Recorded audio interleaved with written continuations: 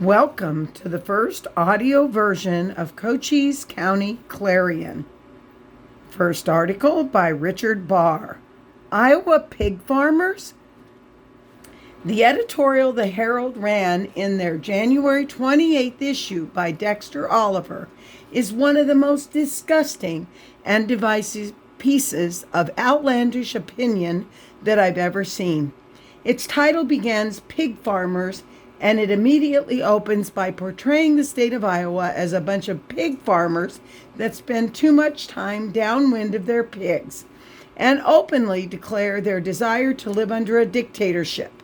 That means vote for Trump. Let's talk about this whole dictatorship / end of democracy lunacy that the Democratic Party is spewing. First, Trump was already president for 4 years, and rather than be a dictator, he spent his time bringing manufacturing jobs back to the U.S. and focused on record-breaking employment for minorities. He created the safest border in U.S. history, per Border Patrol executives, and created energy independence for America. If that is a dictatorship, then I have no idea what they're talking about. Contrast that to a Democratic Party that, starting with President Obama, has weaponized our federal government beyond anything we've ever seen. It started with Obama turning the IRS loose on Tea Party groups and any other group that didn't support the Democratic Party. Regular people that were simply trying to follow the Constitution woke up to 3 or 4 federal agencies harassing and intimidating them. Guess what? It worked. And with their help, President Obama won a second term. In addition, Obama sent in armed SWAT teams to Republican supporters, like the owner of Gibson Guitar Company, who had his warehouse assaulted. Fast forward to the Biden administration, who has taken this weaponization into the stratosphere by sending in his armed tactical hit squads to regular citizens' homes in the early morning hours and perp walking them to waiting cars. Most of these people were elderly and represented no flight risk. Then they liken all Republican voters, even the black ones, to white supremacists and arrest anyone near the Capitol on January 6th, take away their constitutional rights, and treat them worse than the worst terrorists imprisoned in Cuba. Plus, the chilling overthrow of our country by allowing 10 to 20 million potential Democratic voters from over 150 countries. Many are men of military age, into our country with an immediate emphasis on allowing them to vote. Former FBI executives have just issued a letter to our government calling this open border the most dangerous invasion in our country's history. Biden ran on healing the country and has become the most divisive president in American history, touting that everyone with a Trump hat or MAGA t-shirt is a terrorist. Tell me who is the extreme dictator is, but be careful, because much of your freedom of speech has already cost people their jobs and put them in prison under the real dictatorship. Thank you, Richard Barr. Yvonne Mayer, what's your issue? Open borders is now in the national spotlight thanks to the Texas standoff. Did the media jump on this story because of the potential armed showdown between Texas and the administration?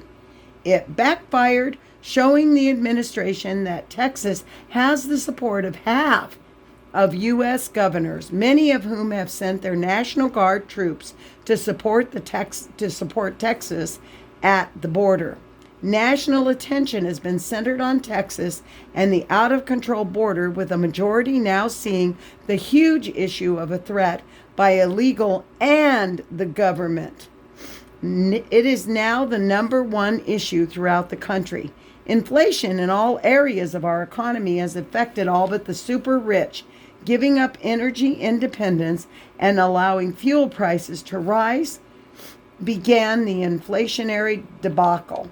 The cost of vehicles and their maintenance, restaurant meals, and of course groceries have continued to impact families. Yet the administration and their Democrat codependents continue to spend on the war in Ukraine and supporting illegals. Crime runs rampant in our cities, committed by both homegrown hoods and illegal thugs. Most are given a slap on the wrist or let out of jail and told to appear sometime in the future.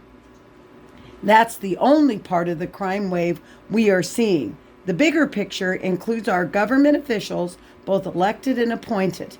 Elected officials are not held to their oath of office. Our justice system is broken, and our weak House of Representatives could not deliver the votes to impeach Homeland Security Secretary Mayorkas. Shameful. America's foreign policy is in shambles.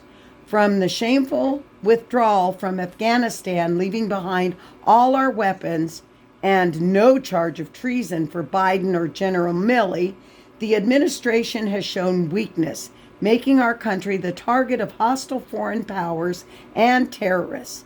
We need to repudiate this administration and the Democrats that have supported these crimes against we the people. Thank you, Yvonne. Next up, Must Be a Snowbird Heading South by Yvonne Mayer.